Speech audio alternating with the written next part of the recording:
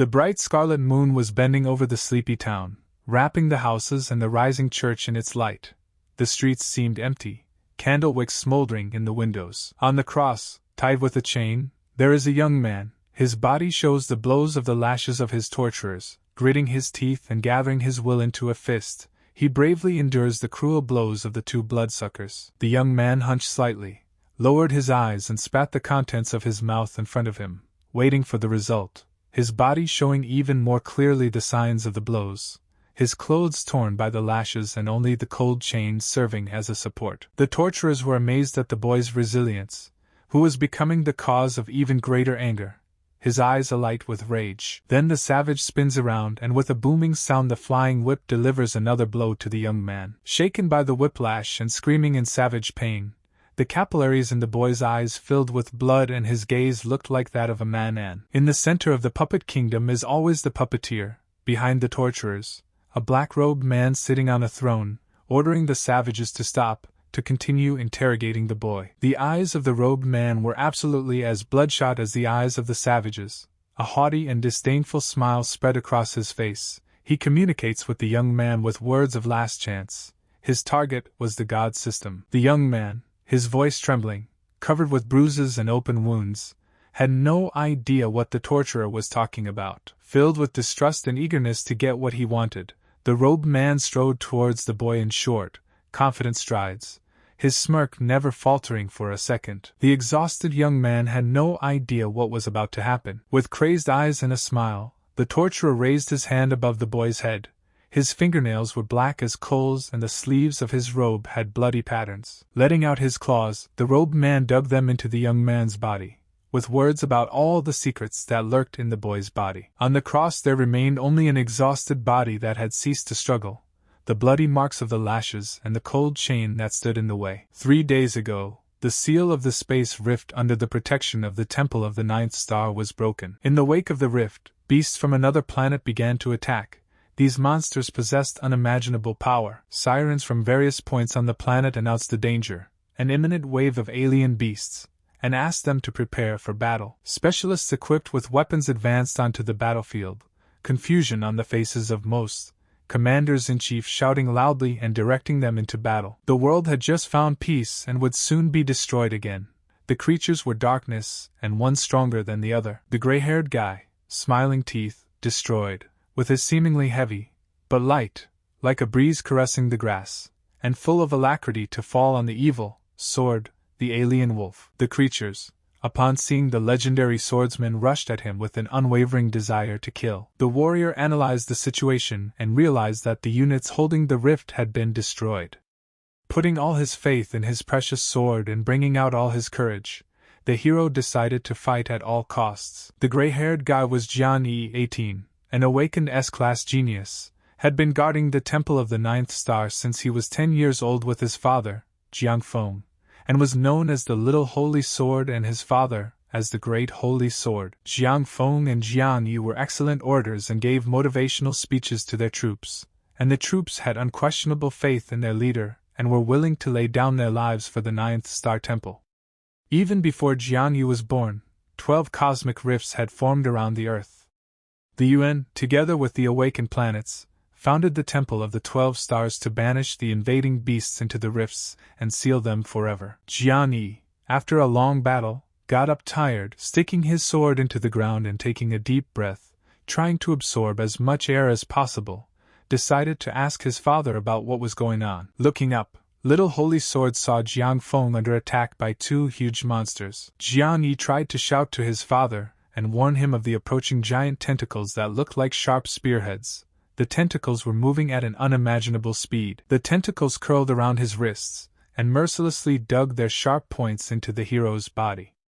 Jiang Feng gaped as the sharp spikes lifted him up and he could no longer feel the ground beneath his feet. In the last seconds of his life, Jiang Feng recalled his conversation with UN President Raymond. The wrestler feels sorry for having let the president down, and blames himself for his death. He blames himself for having let down all those who had hopes for him. Jian Yi could not believe it. Dumbfounded, he ran to his father without noticing anything under his feet. All the fighters, shocked by what had happened, gathered at the commander's feet. Barely standing and holding back tears, Jiang Yi stood beside his dying father, wishing that all that was happening was a nightmare. The father's last words were a plea to his son to be strong and live on for the sake of the Temple of the Ninth Star. A piercing scream of pain erupted from Jiang Yi's mouth. These sounds could not be compared to anything, and in the very second the hero was vulnerable, a sharp dagger plunged into his chest. Choking with blood, the hero staggered backward, one black-clad hand around his throat. The assassin was dressed in a robe, eyes burned scarlet, and a caustic smile spread across his face. He whispered in Jiang Yi's ear that Jiang Feng knew many secrets that he should not have known. That was why the young man's death had come so soon. Losing all his strength from the wound, Jiang's hands and arms stopped gripping the sword tightly. At the same time as the sword and its bearer fell to their knees, not understanding what secrets his father held, Jiang Yi had no plans for his death. He did not want to die. He had not yet become the most powerful awakened in the world. He still needed to protect his people. Choking on blood, he was on his knees with his head on the ground. There were drops of blood running down the young man's chin. His face was all battered. His body seemed to have lost its vitality. The child was chained to the cross, with the brackets still bleeding and only the chains supporting his weight. The young man woke up. It was Jiang Yi, little holy sword. He did not understand how he was not yet dead and where he was. Jiang Yi was horrified when he looked down and saw another person in a pool of purple blood. Before his eyes images began to appear. A child running scared of someone. Children intimidate a small boy, throw stones at him and hit him with a stick. No one accepted the baby, even the faithful people chased him away. One day, the mistreatment reached such a point that they decided to throw the child into the river, where thick seaweed enveloped him and seemed to carry him somewhere deep in the body of water. The boy found himself in front of two columns with an angel and a demon on top. In front of the boy was a huge screen and a huge pentagram-like sign. Soon the seaweed washed the young man ashore and left him there. The neighborhood guards were stunned. After the young man miraculously survived, the torturers and the man in the black robe began to torture him. Jiang Yi realized that these were the memories of the boy in whose body he was now, and could not understand how he was still alive, and how this had happened. After thinking about what had happened and the memories that came to him, the hero realized that he had been reborn in the body of a boy who was also named Jiang Yi. He also remembered his father's murder, and thought that Jiang Feng's death was somehow too strange, too sudden. The hero had many questions. He wondered who that mysterious man in black was, why his father did not use his true strength of at least SS class, whether or not anyone would be able to harm him, and what secrets the black-robed man constantly talked about. Jiang Yi hears the guards sent to clean up the corpses approaching his holding cell and becomes wary. The guards entered the cell with menacing looks and a whip in hand, and walked directly towards the young man. Jiang Yi looked at them with an intimidating face, and capillaries full of blood looked at the people who entered the cell and recognized the guard.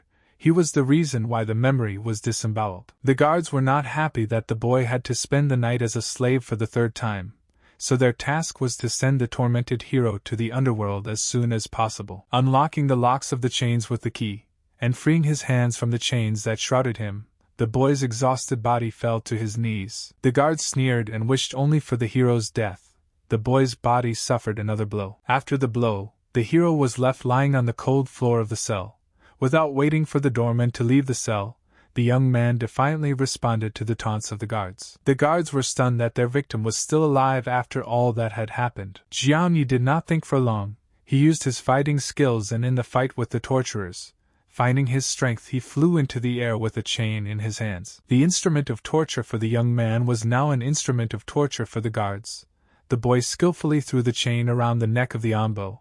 The latter could not imagine anything against such actions. Jiang Yi pulled on the ends of the chain with all his might, thus tightening it further around his opponent's neck. The torturer, now victim, instinctively tried to catch as much air as he could with his mouth, grabbed the chain around his throat with his hands, but all his movements were useless. Hero throws a guard over his head. The torturer fell dead, and now lay on the cold, naked floor of the cell, as before and as a hero. The second guard froze and looked at everything that was happening with astonished eyes. Jiang Yi snatched, from the once torturer, the semblance of his family sword, and with a thirst for revenge for all the exploits, his eyes full of blood, his face battered by the guard's whip, he looked at the second Ambo. The torturer tried to flee, but the hero grabbed the chain and threw it at the guard, wrapping it around his shin with a dull hiss. The chain caused him to lose his balance, and he fell to the ground. The boy did not think for long. With crazed eyes he approached the doctor and raised the dagger over the still living body. His gaze was full of vengeance and determination. Xingyi climbed on his enemy's back and thrust his dagger into his body. Then the torturer's body fell dead with a thud. The hero realized that the guard was still alive and went to him, encouraging him, telling him that in heaven there is no good life, nor good people, that he would send him to purgatory. So he let him pray, thinking of being a good person in the next life. Xingyi made the decision to leave quickly. Thanks to his memories, he could easily avoid possible encounters with the guards. The news that the prisoner had escaped spread throughout the prison, and the guards, equipped with dogs and guns, began to search for him. Xingyi fled from the guards at a breakneck pace, only a few meters behind, occasionally glancing back and wondering how the crowd had caught up with him so quickly. But the hero had plans too grandiose. He could not afford to give up.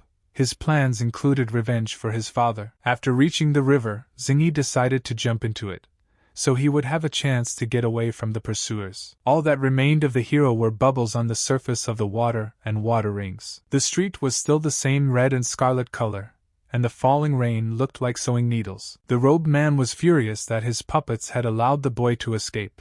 His eyes were burning and his teeth looked like a bear trap. Trembling and clenching his teeth in rage, the man addressed his subordinates with expletives. The man in the cloak decided to address the cause of the disappearance, rose above the ground and began to watch carefully from the sky what was happening near the river. A crowd of guards with dogs amassed by the cliff, spotting the hero in the water. Xingyi made the decision to save himself. By all means, he dived as deep as possible and began to paddle with his last strength. The arm of the unknown monster crawled through the water column, released its claws like a kite, and tried to grab the hero. The hero was amazed at what he saw and began to jump even harder. But no matter how hard the young man tried, the hand was faster. It seemed that just a little longer, and all of Xingyi's attempts to flee would be in vain. At the last second, incredible algae came to the hero's rescue and wrapped around his torso. Xingyi recalled that in his memories, the same type of seaweed was what saved him.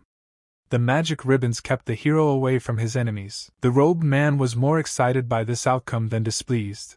His eyes were inflamed and a caustic smile was once again on his face. He jumped into the water, following him as the seaweed saved the young man from their clinging clutches. The man then began to approach the hero, along with the seaweed approaching the scene of a possible scuffle. Suddenly, the algae restricted his movements and enveloped his legs, arms and chest. On the man's face one could read a feeling of superiority over others, of arrogance, and he uttered the same phrase of warning to the forces that enveloped his body not to overestimate themselves. Making use of his strength, the villain easily tore the magic seaweed he was carrying, of which only shreds remained afterwards. The hero's eyes lit up like light bulbs. A system restart occurs. Xingyi's consciousness returned to him, the man ready to strike the young man with his eagle talons. As he turned around, the smile of the robed man had disappeared and now only a slight confusion could be read.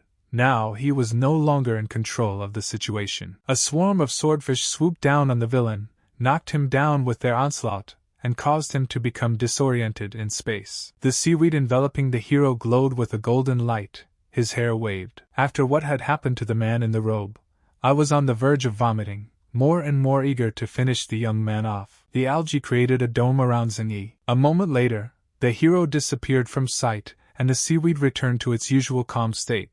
But the enemy was a little dazed and shouting about the god system after the young man. The surges of water transported the boy to some amazing place. He obviously did not understand the reasons and purposes of what was happening. After descending to the solid surface, Xingyi crouched down, leaned on his knee and spat out the remains of the water he had choked on while underwater. Before the young man appeared a marvelous deity, with huge wings, like those of an angel, which filled the room with a bluish glow and radiance. The deity had no face, only the appearance of a faceless hologram, and also wore robes of celestial colors. Xingyi remembered this place. His memories kept coming back to him, but why he was here again, he didn't understand. The young man was perplexed and amazed. He had never come across such a wonderful object. Xingyi asked loudly who was in front of him and if the deity could save him, but the deity said that the young man's tasks and goals should be others, that he should think and worry about his body. The deity ordered a choice to be made.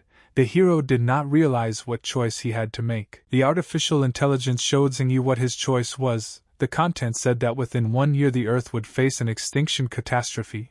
Would he want to apply the God System seal to save the common people? If the mission failed, all the hero's data would be erased, and 2 choices were given to answer yes or no. Twisting the information the young man received, he was stunned to learn that in 1 year the Earth would be destroyed. His surprise was also due to his familiarity with the previously known God System. He looked at the alert with childlike eyes, considering everything carefully. Thinking about the fact that he would have to be with this body for a year and the fact that if he didn't agree, he might want revenge. Xingyi pondered his decision well and made up his mind firmly, his eyes full of determination. The hero confidently clicked the positive response option. Furrowing his eyebrows, the hero said he would find out the truth and avenge his father, avenge all his brothers who had fallen for the Temple of the Ninth Star. The alert on the screen was updated. Jian Yi's characteristic now appeared. His name, Soul 32,000, Strength 6, Defense 6, Speed 7, Attribute Points 0, Additional God System Points 10, Vegetable Bloodline, Bushman, Novice Subjugation Skill, Class Rank F, Novice Awakened. The hero also read in a note that he needs the technique of killing S-class enemies to practice the 13 styles of Kendo, which is what his father taught him. Xingyi was surprised that the F-grade awakening, the most unnecessary level of the plant bloodline, gave to practice such a high-level skill. The hero was glad that he had maintained his S-grade mental strength well, and with 2 extra points, he would be able to regain his previous grade in no time. As a reward, the young man received a scarlet one-handed sword and a guard's uniform. The user of the God System confirms the start of teleportation. The young man is in a pleasant state of shock. This has never happened to him before. A long meandering river, green groves, the sun shining and an enveloping warmth filled the land. With sword in hand, the hero emerged from the water, the seaweed already becoming his guide. The young man thanked all the deities for giving him a second chance, with a smile shining on his face and a warm breeze developing his hair and cloak. The seaweed made noises and squirmed, realizing what the hero was talking about and as if responding to him. Xingyi was surprised that a seemingly ordinary plant could understand him and tried to answer him, childishly amused. The algae said goodbye to its newfound friend and went back underwater. The hero saw his former face in the reflection of the water, at which he was glad. The system reappeared in front of the young man, notifying him that to protect the user the system would be processing his appearance. What other users would see would not be the user's true appearance. The screen showed a blond guy, with yellow eyes and a threatening look. Xingyi was happy, and looking at the sky, he enthusiastically appealed to his father that he would definitely find his murderer and take revenge, and that the Ninth Star Temple would definitely be waiting for him. Hearing a loud laugh behind him, the hero turned around to see who it was. A bright-eyed, russet-haired, robed man appeared in front of him, saying that the Temple of the Ninth Star had already been razed to the ground for 3 days, and that all the people had died. Not believing his ears, the young man lunged at the stranger with words to destroy him. Smiling, and surprised by the boy's determination, the stranger said he liked that sort of thing. Waving his sword in front of the stranger's face, Xingyi told him not to think that his abilities were not visible. He was a dark magician who had applied the forbidden art of sacrifice. The young man continued to wave his sword in the face of the unknown, missing not once. The dark wizard was surprised that a certain boy could guess his essence, and not just guess, but get it right the first time. Swinging his sword, Xingyi said that miracles do not happen, and this was something that a useless magician would not be able to guess by himself. His face was resolute, confident, and unwavering. Whirlwinds appeared next to the hero.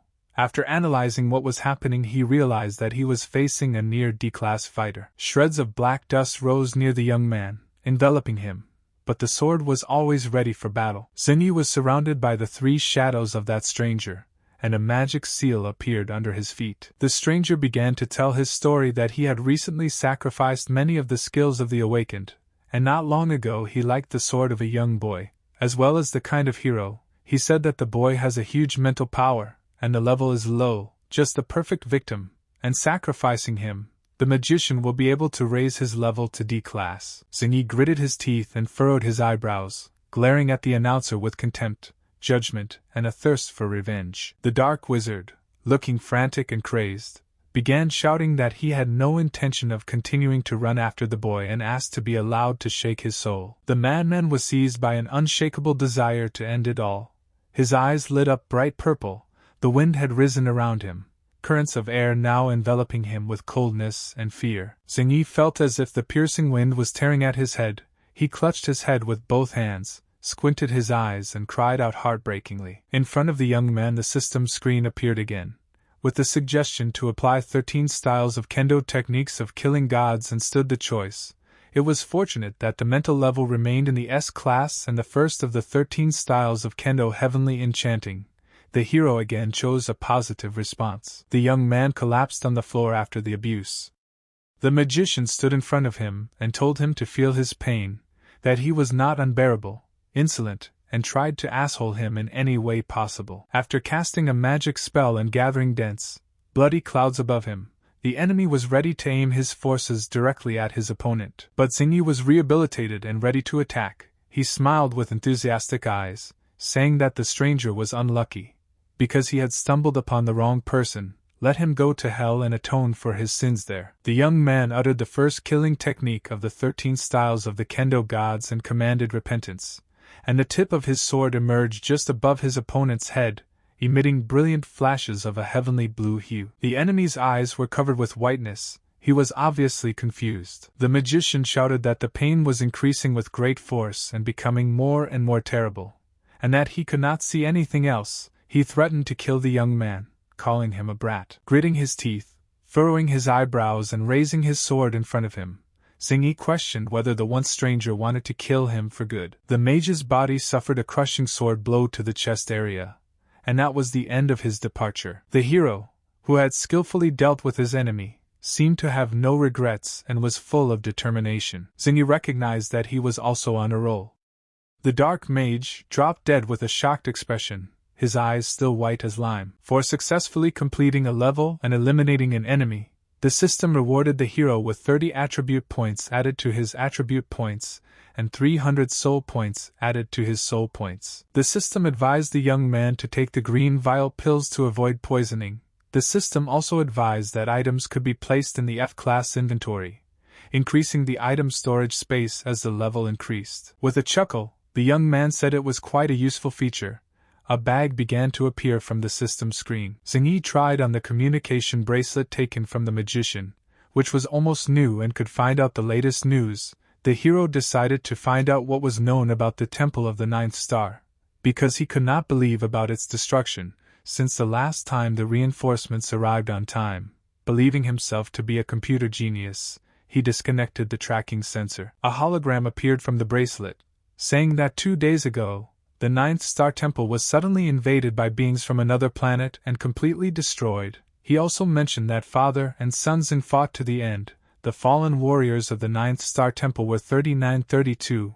They will no longer come back to life, but their heroic spirit will be preserved for centuries. The hologram man said that as soon as the information about the Ninth Star reached him, he had sent reinforcements but arrived too late, and as the ruler in charge of the 12 stars, he owed the people an apology. Xingyi could not believe that it was all over, that the Ninth Star Temple had been destroyed, wiped off the face of the earth. He was insanely sad. The hero recalled that, at the beginning of the battle, his father sent a distress signal to the UN, the headquarters of the Temple of the 12th Star and the nearby 8th Star at the same time. No matter how late the reinforcements arrived, it would not take more than half an hour. The young man held on to the end, but tears kept welling up in his eyes. He was trying to control himself, wondering if the signal might have been intercepted. Gathering his thoughts, the hero recalled the AID connection with Uncle Tian Tong, the head of the 8th Star. After all, he should have known what was going on. As he reached his close relative, a smile appeared on the young man's face, and in an excited voice he repeated his full name, hoping that his uncle would soon remember him and help him sort it all out. But Tian Tong could not understand who was talking to him. He did not believe because his relative was killed and everyone knows it. But Xingyi, without losing hope, began to try. Remembering the story of his childhood, the hero said that he was the same little sacred sword of the Temple of the Ninth Star. At the age of 10 he first went to the battlefield, then he was surrounded by dozens of alien monsters and was very scared. But it was his uncle who saved him. He remembered that the uncle was the one who helped the young man to hide the secret from his father to allow him to go to the second battle. After saying this, the uncle finally recognized his nephew and was very surprised. He said he saw the body of the dead young man and could not understand how it had happened as they were now talking. Xingyi promised to tell everything later, but now he needed to find out about the Temple of the Ninth Star and enter it to investigate the matter. His uncle replied that the temple had been sealed by order of the emperor and no one could enter it. The hero clarified some more points about what had prevented the sealing of the cracks and whether Tian Tong's troops had received a distress signal. The uncle replied that they had set out as soon as they received the signal, but halfway through the putti they met the beasts with the leader. Upon hearing the new news and the details of the situation, the hero hesitated. Tian Tong asked his nephew if he was injured. The hero replied that he was not, he had only lowered his grade. But his uncle still could not believe that he was talking to a man who was once dead, so he still did not fully believe the young man. He told him not to go anywhere, so he would send someone to pick him up. Xingyi thanked his relative for his concern. Suddenly, from behind a stump appeared a fairy fox. It had 3 red rubies on its forehead, and from its mouth protruded beautiful teeth. The fox watched the hero attentively, as if it wanted to take him with it. Hearing a rustling sound, Xingyi screamed, startling the fairy creature, which began to flee. Foxy led the young man to a beautiful girl wounded very badly in the region, who lay unconscious on the ground naked. The hero understood that it was the black magician who had inflicted those wounds and that the fox had brought her to him to save her. Xingyi could not understand how the girl could get such a deep wound, and moreover in that place. The fox cub was very worried about his mistress. The hero made the decision to save the girl. Looking at the wound, his cheeks flushed. He was maddeningly embarrassed by such gyrations, and donating his potion, he poured it on the victim's wound. When the girl woke up, on the face of the young man appeared a radiant smile. She was glad that he was able to help and save, but woke up she could not share with him this joy. She accused the hero of spying on her forms. The young woman's delicate palm ran over Xingyi's face, and she told him that the thief was an accomplice of the black magician, and that she would not let him do evil deeds as long as she lived. Now the hero lay on the floor and was dumbfounded at such a turn of events, for he had done nothing of the sort and tried to say so. But the girl, now standing and threatening with her finger, continued to swear. The young woman kept cursing and threatened to tear the young man to pieces, while the fox cub, lying on his back from laughter and holding his navel with his paws, guffawed with 2 lovebirds. Xingyi, infected by the girl's anger, began to insult the hairy boy. He realized that he understood human speech. As he approached his mistress, the fox whispered in her ear that this was the man who had saved her and killed the black magician. The girl's mood changed as soon as she began to apologize to the hero. Something began to descend on the ground. It was the squadron sent to retrieve Xingyi. This greatly excited the girl, who asked excitedly what the young man had to do with the 12th star, and why he had been sent to find her a high-class plane. The plane had flamethrower weapons under its wings. It was approaching at an unthinkable speed.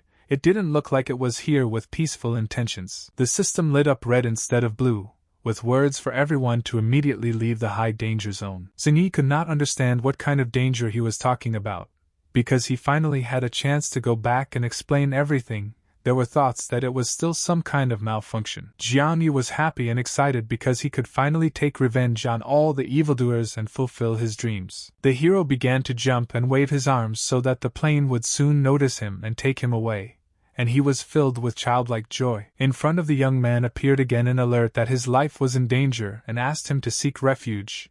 The request was repeated several times. The hero still did not understand what was happening. Here was his chance. Here was his salvation in heaven. At one point the aircraft went into a state of alert and prepared to attack. All the lights and spotlights it was carrying turned on, and all around it appeared as electric lightning discharges. Realizing what was happening, Jiangyi became furious. His mouth opened in surprise, for he was not waiting for an enemy but for salvation. The system began to display more and more warnings that danger was approaching. Grabbing the girl to save her, the hero jumped aside to avoid being hit by the enemy. They flew downward embracing. The plane released from its inception apparently 1 billion electric waves, which gathered to attack the young man. The attacking machine hit right into the rock cliff with its most powerful electric shock wave. This separated the pair, With screams, the girl and boy flew to the ground. The pilot of the plane was enthusiastic about his actions, as he said that it was the first time he had hit a human with a laser cannon and that he enjoyed it immensely.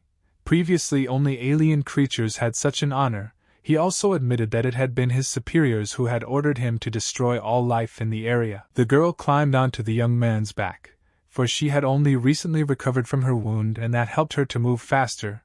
He held her tightly under his knees. The fox cub, wildly frightened, followed them. Jian Yi's new acquaintance wondered how it happened, because he told him that they had come to take him away, not to destroy him, and told him to let her go, because she could escape. The hero replied that he himself did not understand anything, but asked him to wait and be quiet, because it was obvious. After the loss of blood, she could not move well, and if he let her go, she would die here, which he could not allow.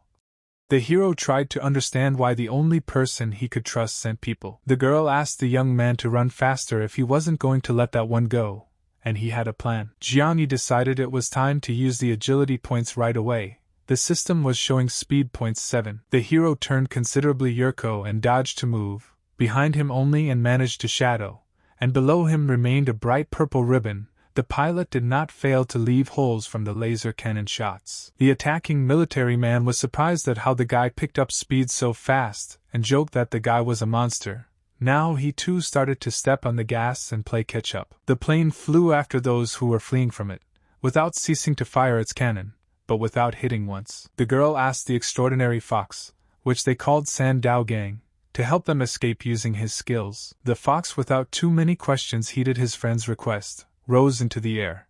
Behind him appeared shreds of electric discharges that looked like wings made of sunbeams, folded his paws.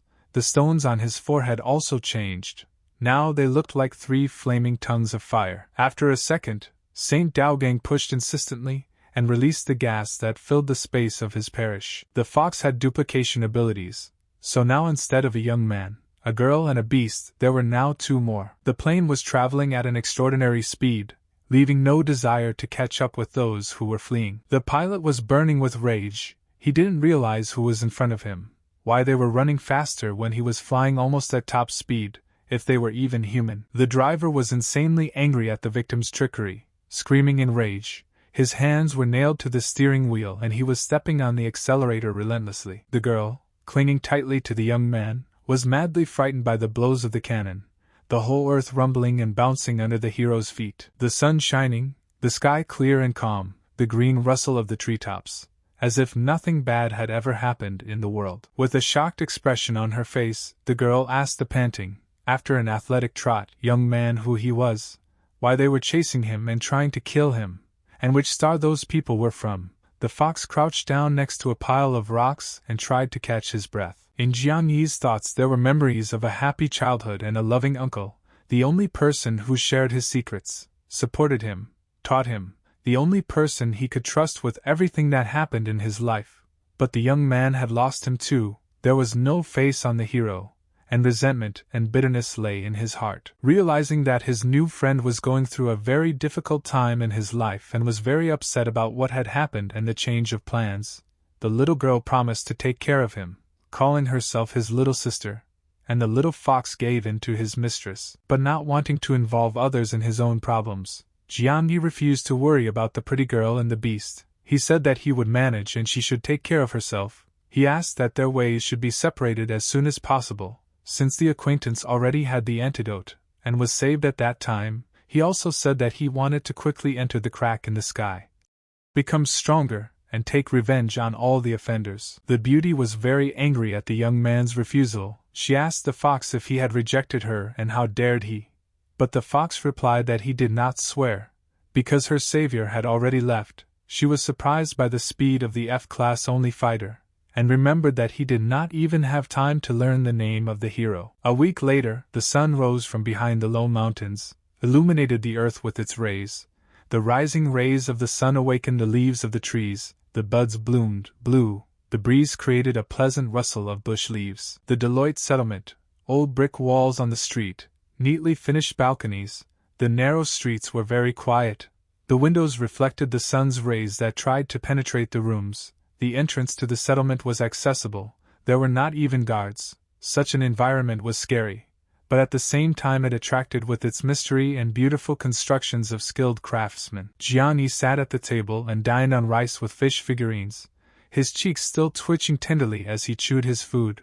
Behind the hero's back were three men discussing some urgent matters. The man in the bandaged mask pounded his fist on the table and addressed the man in the tiara and white cloak, telling him that 3 days had passed and his boss still hadn't returned. Tomorrow was the deadline to enter the starry rift of Temple 12. The man he addressed replied, holding his cup to his mouth, that his boss should have returned and been here since yesterday.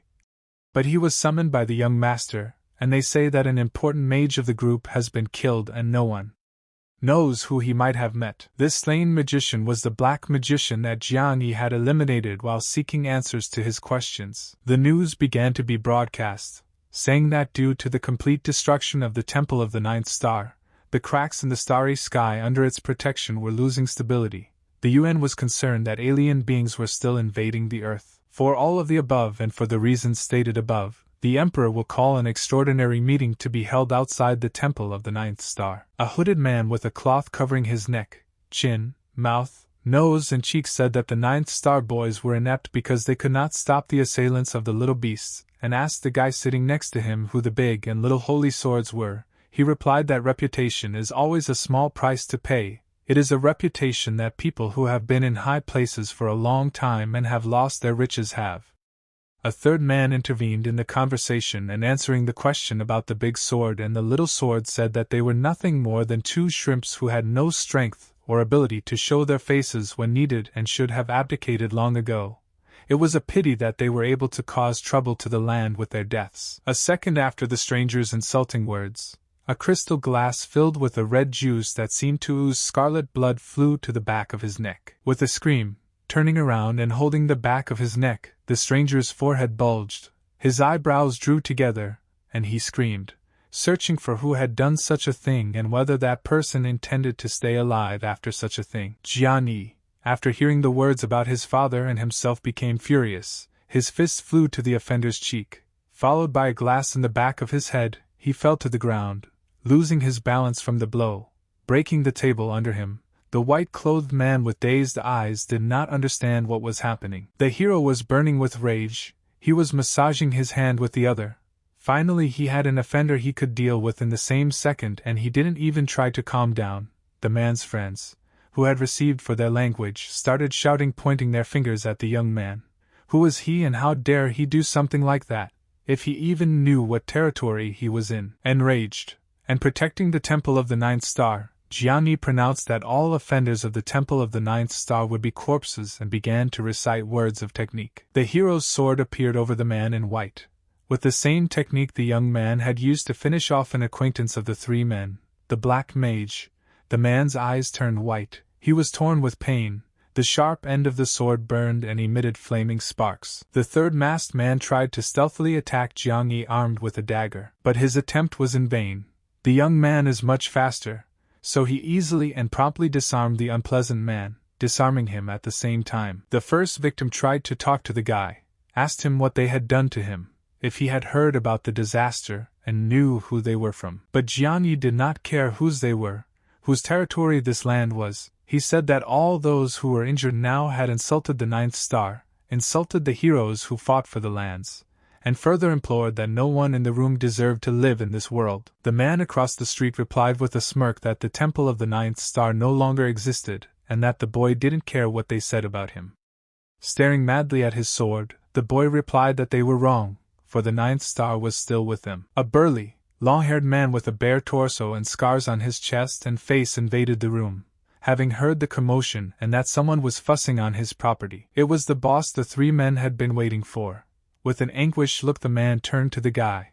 How dare he kill his men, and he was really sick of living. The system showed that the man who had arrived was named Nei Shan. He was a D-class awakened man. His skill was Paochui, a Chinese martial art. It translated as punch that splits the earth. The system again showed that danger was approaching. This time it warned that the enemy was an awakened D-class and asked to stay as far away from it as possible. On Nei Shan's shoulder and wrist were iron bracelets on both sides. With a threatening look, he asked the young man, should he break all the bones one by one, or should he not leave even a wet spot? there was a survivor of the scuffle near his foot. Xing Yi decided that there should not be any survivors, and quickly approaching the guy, swung his sword and finished what he had started.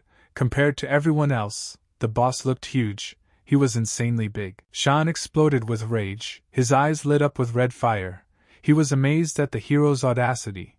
How dare he kill his man right under his nose? Trying to hit Jiani threw a mixture with intoxicating contents toward the giant. Cyclic purple-colored air vapors formed around the bottle. Nei Shan's eyes jumped. Beads of sweat ran down his face. He recognized this bottle. It was the Black Mage's poison. Swirling in the air, the poison created a cloud of radiation through which it was difficult to see anything and dangerous to pass. The giant realized that the little boy was somehow connected to the death of the Black Magician. He had to capture the runner and get the reward for his son. Moving away from the dream skirmish, the hero encountered another disadvantage of the low rank, that you have to run a lot. He continued to break his head. From behind, words were heard that the boy would not be allowed to live a few more days and to give up trying to flee and surrender.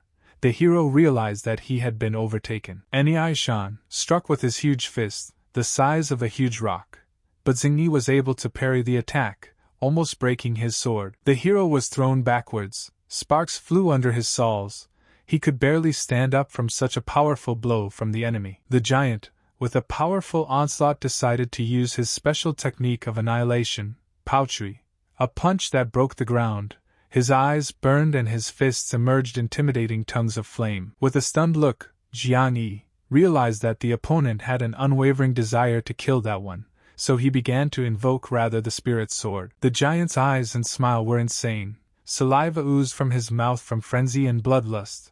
The color of his hair and eyes were indistinguishable. After striking, Nei Shan left a huge hole in the ground after such a blow, and from the shock wave, the young man flew upwards. Before he could strike his blow, the piece of earth seemed to fall below them. The hero realized that the blade would not be able to help with the awakened D-class damage, and was only good free class. After flying a few meters, the young man landed face first on the ground, trying to prop himself up at least a little with his hands. The impact was insanely strong. The giant ran towards the hero again, only now with a renewed urge to strike, saying that the boy's mental attack had almost worked, the ground trembling with every step he took. Out of nowhere, the giant was surrounded by the wintry dance of a whirlwind and restrained his movements. The hero realized that, after all, his savior had followed him and an opportunity for victory presented itself. Stunned by the outcome of the events, Nei Shan was now walking just like a block of ice. He could be compared to a giant ice statue. Taking advantage of the situation, Jian Yi easily dispatched his opponent with a sword strike. Nei Shan, who seemed so huge and invincible, was disarmed and killed by an F-class boy. For successfully killing an opponent 2 classes higher, Jian Yi was awarded attribute points of 100, as well as an additional attribute points of 30. The girls smiled and teased the young man when he refused to go with them and ran off thinking he was very capable, and if she hadn't shown up in time, he would have been a corpse by now. Jian Yi, without acknowledging that it was thanks to her help that he was able to defeat the enemy, replied that if she had not come, he himself would have fled. The girl advised him not to be rude, since he had only acted honestly, because he had saved her, and she had saved him in gratitude. The hero did not regret having had to invest all his points in agility, since it was thanks to her that he was able to defeat the giant. Finally, the girl had the opportunity to ask the hero's name, and wondering why he had abandoned her and the fox cub and fled alone, the young man replied that his name was Jian Yi, and that it was not a matter of flight, but of concern, as he thought she would be in danger if she followed him. The beautiful girl smiled and replied that her sister had seen more than that and introduced herself. Her name was Bing Bing, and the cutest fox in the world was named San Daogang. Temple of the 12th Star. A large number of warriors were in the hall, meekly lined up in front of the commander. Behind his back were 2 crossed swords. The commander looked at his hologram. His face had 2 symmetrical red stripes extending from his ears to the corners of his eyes. His eyebrows looked like the large wings of a bird. His face looked overall quite rude, and with unhappiness he said, "What a waste of time," since in the last seconds of his life, Nei Shan had asked his leader to avenge him. His man had died at the hands of an F-class fighter. Why avenge such creepy crawlies and weaklings? Behind the commander there were men. One of them, he was grizzled, Old and very malleable, he looked like another puppet of the commander-in-chief, while the one next to him looked like the apprentice of the grizzled man. The old grizzled man asked what had happened to Nei Shan, and the commander replied that they were not the same losers as the dark magician. The boy behind the grizzled man with a mocking smile replied that they were not the same losers. The man with the eagle eyebrows ran his hand over the speaker's cheek and shrieked angrily. How dare that man open his mouth when he wasn't being asked? The commander raised his fist in the air and said in a determined voice that this operation would prove whether he could achieve Class C and whether the UN would grant him the right to become the heir to the Star Temple at the end of this year, and warned him that if things did not go according to his plan, he should not think about coming back alive. 2 armed men gathered at the entrance to the crevice. The entrance glowed with the blue and all shades of the deep sea, illuminating the nearby latitudes with its rays. The fighters entered, one by one, all as a copy. The commander-in-chief stood nearby and made sure they all entered one by one and the flow was not diverted. The commander also gave orders and said that whatever had happened to Nei Shan's ship in 2 days, his killer would surely hijack the ship, and as soon as they found him, they were to shoot him down and bring him in, no matter if he was dead or alive, but bring him in. The aircraft, equipped with missiles and various equipment, flew through the cold wind and swirling snow. Jiang piloted it. Sitting behind the wheel of the huge car, he reflected on where Bing Bing and the fox cub came from. He also reflected on the fact that he was now being chased. It was dangerous near him, and he gradually realized that the Temple of the 12th Star was behind Nei Shan. He could not completely trust his new acquaintances. 3 hours earlier, the young man had found in the dead giant's pockets a special pass to the Star Temple and a ship's control panel. He had no idea that the giant had such a thing in his pockets, but he was lucky. Bing Bing called the hero, and told him that for safety, the Temple of the 12th Star, and also the UN to avoid panic, hid 2 cracks in the sky and only people who passed the test were given this pass, which was found at the Nei Shan place. So it was not so easy. After the girl's story, it was clear that the giant had his men in the Temple of the 12th Star. Bin Bin chucklingly asked why his friend hid the card, fearful that he would steal it, to which he replied rather rudely, he knows less, that's why he sleeps better. The distraught girl uttered the phrase that the name of her new acquaintance was the same as that of the man who had recently died in combat. Bing Bing was very upset. Jiang was wary of such words as this person could be himself, so he once again wondered who it was. After a second, the girl said excitedly that with the appearance of the young man's pass, it could be said that she also had it, and proposed to go to the rift, to the Temple of the 12th Star, to fight together against the monsters and become stronger. The hero was silent and about something eternally thoughtful, taking a confident pose with the fox, and said in an appropriate voice and manner that tomorrow was the last day to enter this year's crack, so they would discuss further action later. And now it was time to leave. Jiang quickly wanted to go and discuss everything later, because it had already been a lot of wasted time. Looking around, the girl saw the guy trying to get away from her again. With a haughty face, mocking the key with Bing Bing, Jiang pressed the button and smiled. Ship 067 began to approach the girl and the fox, its engine glowing with brilliant blue flashes. Bin Bin startled and shouted loudly that a starship was approaching them. She was now ready to let go. But when the boat stopped, the glass opened and Jiang appeared out of it. The excited girl was glad to see him, not the bad guy, and was ready to jump into the car and travel already. But the young man immediately closed the door with a satisfied smile, leaving everyone dumbfounded. Bing Bing was horrified and disappointed. She could not believe that the hero would abandon them again. The ship turned and rose into the air, losing itself in the clouds and leaving behind it only blue streaks. The boat, after a while, was in a different place, full of snow, cold mountains, swirling snow and snow flying in your face. Those in charge detected on the locators the 12-star temple ship belonging to Nei Shan, verified the master's words that the assassin had hijacked the ship, trying to avoid punishment from the master for losing the F-class hero, and anxious to get the reward for the task accomplished. The pilots decided that the best option would be to kill him now, without calling the squadron, because then, see the squadron. They also remembered the master's charge to bring their enemy dead or alive, and did not say what kind of weapon.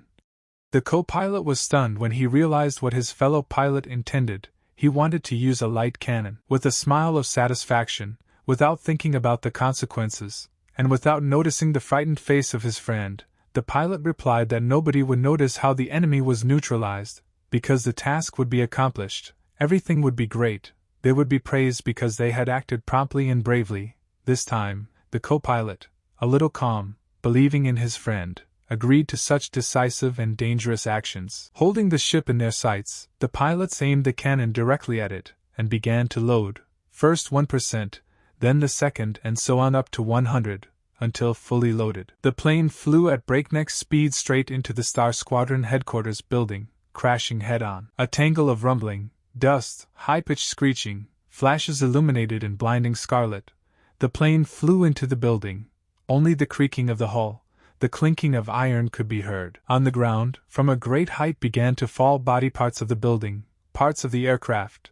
The white snow was studded with parts of the builder, and rustling could be heard, hanging from the hair parts of the ship. The culprit of such a spectacle was Jiang Yi, who flew this ship, but by leaving in advance, he could go to the crack at that time. The hero was surprised that the former head of the Star Squadron expected the man everyone calls master to ambush him around this area. Wars investigated the ship, for the presence of the cause, for the presence of the living or dead.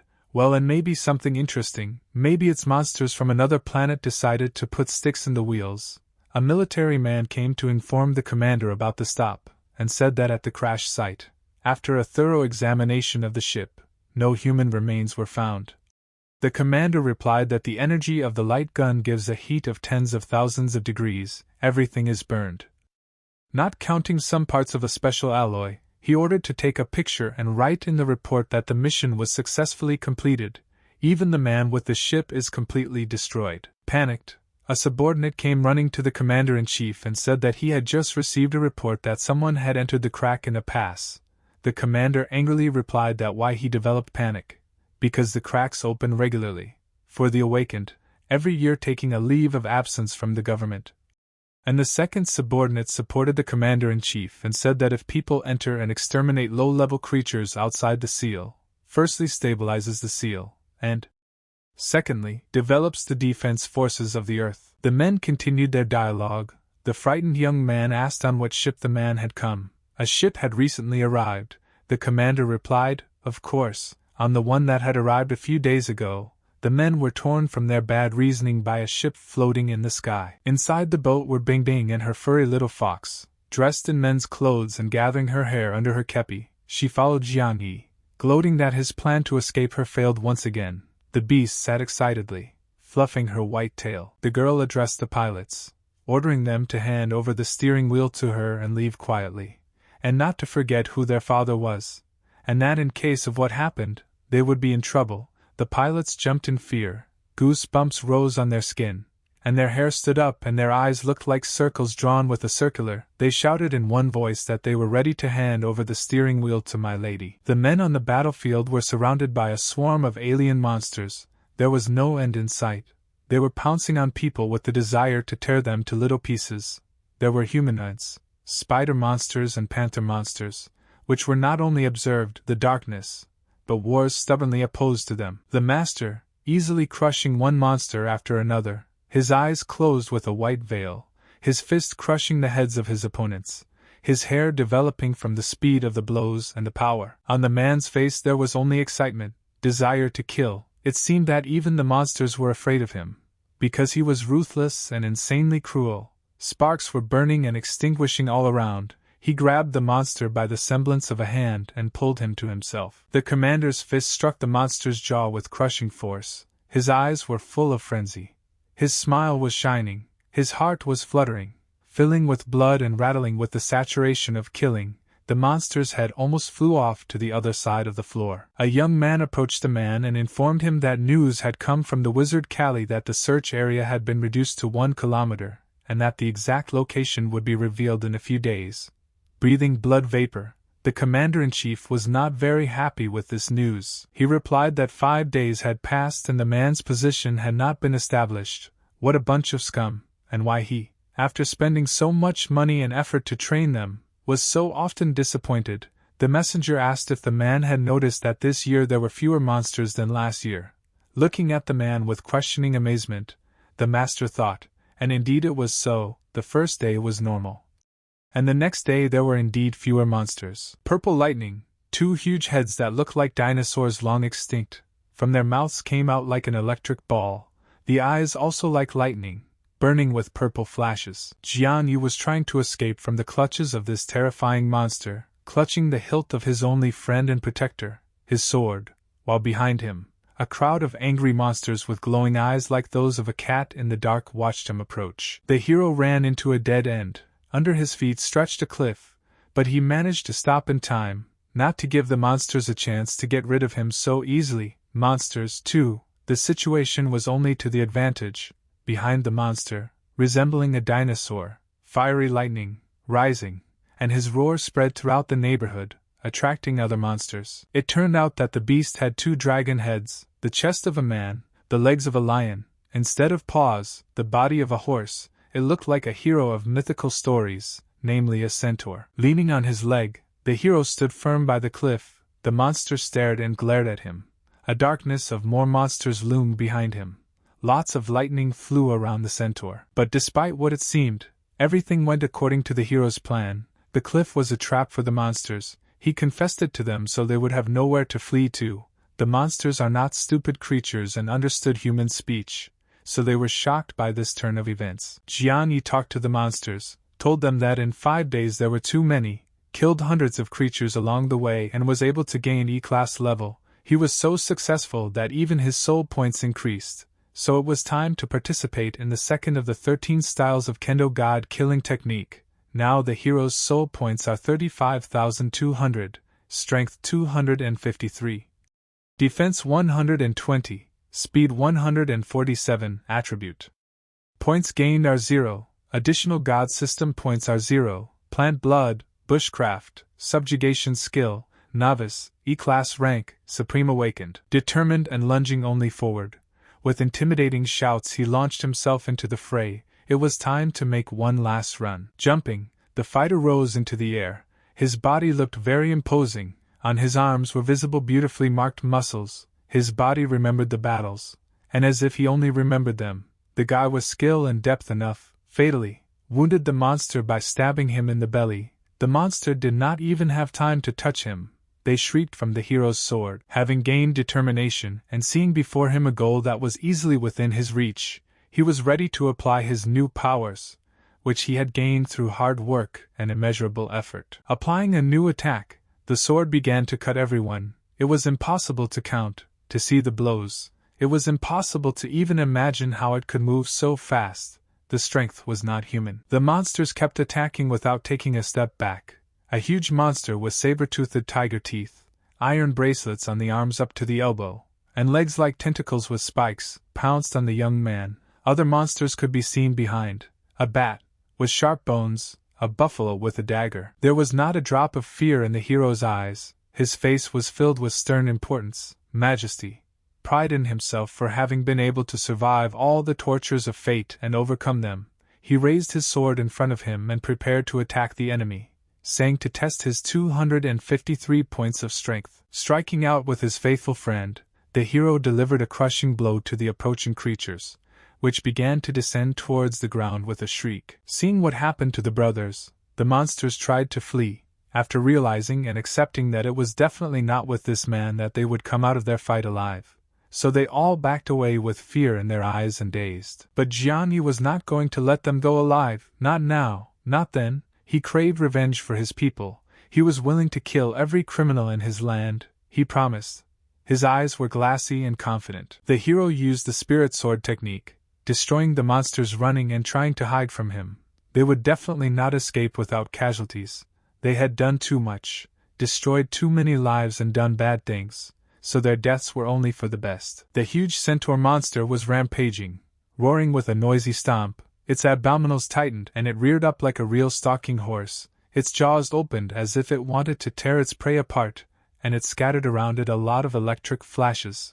Lightning, proof of its unbridled and uncontrollable fury. Jian Yi says he has the last vial of black mage left, so he needs to use it to take on the giant, leading, D-class monster, and for that he needs to gain as much strength as possible. The hero soon poured out the contents of the bottle. The eyes of the beast did not cease to burn with rage, eager to avenge his comrades, but the hero, swallowing the last drops, felt strength and power coursing through his veins, and set about to end the protracted struggle. Jiang Yi skillfully lunged next to the monster, and with his sword swept his chest. It was a fatal cross technique, leaving a deep wound, after which survival was problematic. A smile of joy shone on the hero's face after each of his victories. The monster fell to the ground with a roar audible in the nearby suburbs. The hero expected a boost from the system. It could not be paved over.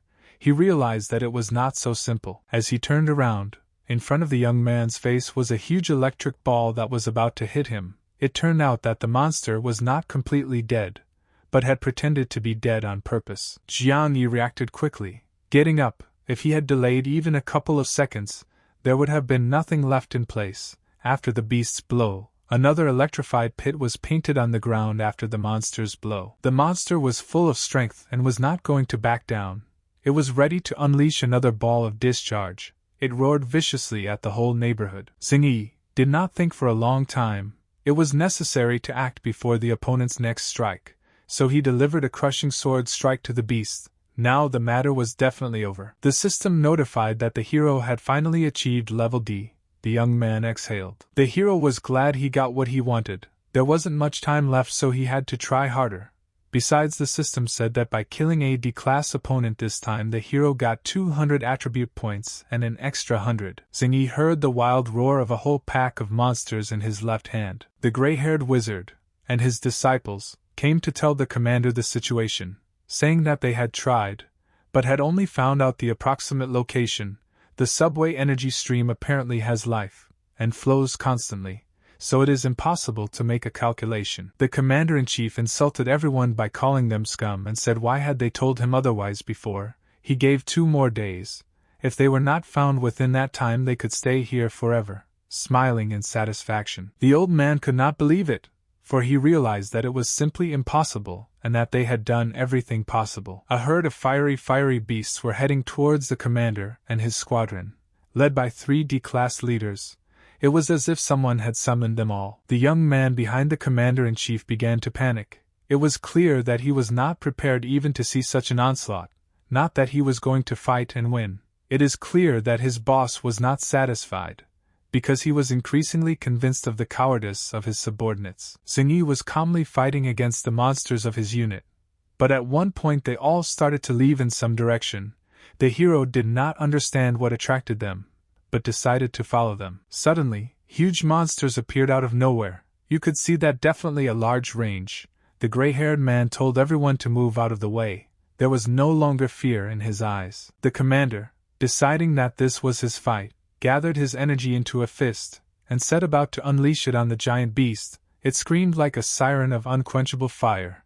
His fight was accompanied by bright flashes of lightning, striking the monster. The man named it, thinking it was his blow that killed the beast. But as soon as the commander-in-chief turned around, he saw the young man of whom, after all, the monster had died. It was Xing Yi. After the monsters moved into the unknown, he followed them, and in order not to miss such opportunities to earn points, the hero decided to intervene in the fight and actually kill the enemy. He was happy about this turn of events. The system updated, showing that the enemy had been successfully defeated, was a high-level D-class leader, had received a reward of over 80 attribute points and 50 bonus points. The commander turned around and looked at the young man. He was furious. He did not understand how someone dared to steal his prey. His teeth were clenched in anger, and the veins stood out on his forehead. After descending to the ground, the man began to shout at the hero. If it was this guy who killed Aishan, and how did he end up here? The hero replied with a smirk and a little embarrassed, realizing who was in front of him. So you are his patron. The world really is a small place. Yi Bingbing finally caught up with Jiang Yi. She was happy to meet again. With a proud look on her face, she watched the altercation between the 2 men. She herself was hard to distinguish from the man. Her disguise was perfect. She had tucked her hair under her cap and walked in masculine attire. The girl even glowed with happiness. And the fox was happy for the owner, well, and also not averse to reunite with an old friend. The lady something like a detective with this headdress. The fighters began to be surrounded by monsters once again. Now the top-ranking D-class leaders were reduced to 2. Suddenly, a light began to shine through the ground. The commander realized immediately that the grave they had been searching for so long was right below them. With a loud shout, the commander-in-chief ordered to wipe out all outsiders. As soon as more lightning pierced the ground, at that hour all the beasts caught fire, and burning alive, shrieked, moaned, and roared with piercing sounds of pain. The crack grew larger and larger, and, after a moment, the ground opened up completely. They all fell somewhere in the crevices. The girl held the fox cub tightly, and as if she wanted to take the hero by the hand. Everyone flew over the hard stone, who landed softly, who landed upside down, who landed on their feet. The gray-haired man trembled with fear. Tears seemed to well up in his eyes. He clutched his heart, and asked what that place was and where the cracked palace had come from. On the throne sat a flaming man who illuminated everything around him with his flames. The commander, as if showing his true face, and maddened, began to laugh out loud and honored to have finally managed to find him, the last king of the land of storms, who was the first awakened in the world. While everyone looked excitedly at the burning man and the screaming commander, Jiang Yi was pensive and annoyed that the place where they had fallen was the dome of the palace, and now the crack was closed. Storm Country is located in the southern hemisphere. It was the first place on Earth to be invaded by alien beings. It is rumored that Storm Country lost faith in itself and fell into despair when many of its inhabitants were killed by the claws of the beasts. The king drank every day to numb the pain and forgot about the people. But after waking up and reaching grade A, he began to repent. He tried to convince the remaining citizens to go to the resistance. However, the past greatness was not going to be regained. Bingbing asked the old man if it was true that the burning man on the throne was the last king of the land of storms. He had not been destroyed by the mysterious black magic, and the old man with a frightened face replied that no, his awakened soul had been embraced by the flames, not his body. Now he was only a mindless living dead man. That was the master's plan, to subdue the burning man and turn him into a puppet. His face was crazed, his mouth stretched to his ears. He said gleefully that for centuries a great number of powerful men had tried to find the treasures of the land of storms. But they had failed, and today he had succeeded. Now all the treasures of the land belonged to him alone. So he ordered his puppets to kill all the men in the room. Jiang Yi ordered everyone to be on alert. They were ready to attack.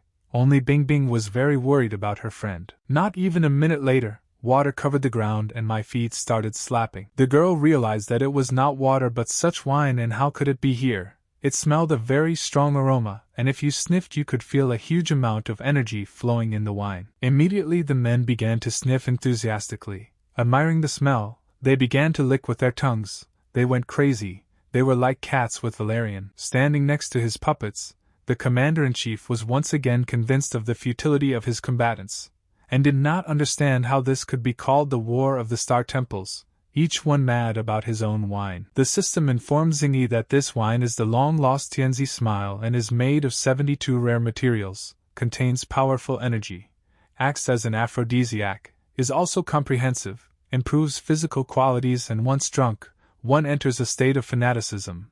One should not drink more than 3 sips at a time. The men went crazy with this wine. Everyone raved. The hero sat there trying to cope with the wild urge to drink and join the others. He decided that he would only take 3 sips and, with a guilty look on his face, brought the wine he had collected in the palm of his hand to his lips. As he drank, he blushed immediately, with delight, the play of flavors, and the effects of the wine's secret ingredients. Most likely the tasting did not end with 3 sips. The system notified him that D had reached the medium level. The frightened girl realized that the free cheese is only in a mousetrap, and for now she just watched the men go crazy. Who was raving about what? One man went berserk and screamed that he had reached grade D and wanted to kill anyone who looked over his shoulder. A second later he was grabbed by the top of the head and squeezed so hard that red liquid gushed out. It was the commander-in-chief who interrupted the joyful moments, threw him against the wall with one hand and ordered to leave no one alive, to kill everyone. But the enemy had little to do. The men began to fight among themselves, completely losing their heads.